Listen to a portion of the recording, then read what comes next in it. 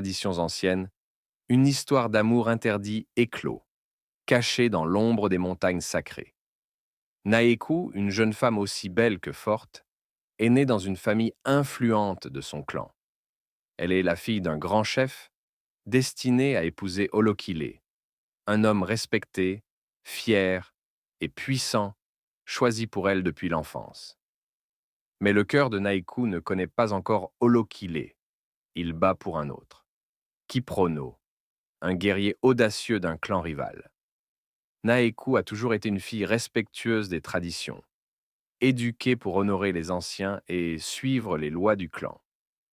Mais en secret, elle aspire à quelque chose de plus grand, une liberté que son destin ne semble pas vouloir lui accorder. Sa rencontre avec Kiprono, lors d'une cérémonie interclan, a tout changé. Kiprono est différent. Il est courageux, intrépide, et sa vision du monde est teintée de rébellion. Là où d'autres voient des frontières entre les clans, lui voit un pont vers l'inconnu. Leur amour naît en secret, à l'abri des regards, sous le crépuscule, là où la lumière et les ombres se mêlent. Le poids des traditions.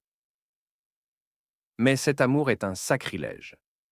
Les traditions des Massaïs sont claires. Naeku doit épouser Olokil, non seulement par devoir, mais pour maintenir la paix entre les clans.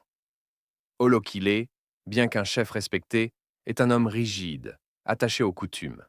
Pour lui, l'amour n'est qu'un luxe après le devoir, et l'honneur passe avant tout.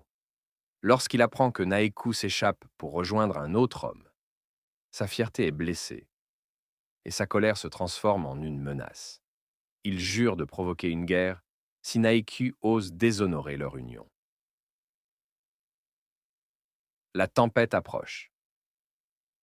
Alors que le mariage approche, le cœur de Naeku se divise entre son devoir envers sa famille et son amour passionné pour Kiprono. Chaque rencontre avec lui, sous le crépuscule, est empreinte de bonheur et de tristesse. Ils savent tous deux que ce bonheur est fragile, comme un fil suspendu au-dessus de l'abîme. Kiprono, de son côté, est prêt à tout risquer pour Naeku. Ils rêvent d'un monde où leur amour pourrait être libre, où les traditions ne seraient pas des chaînes. Mais le père de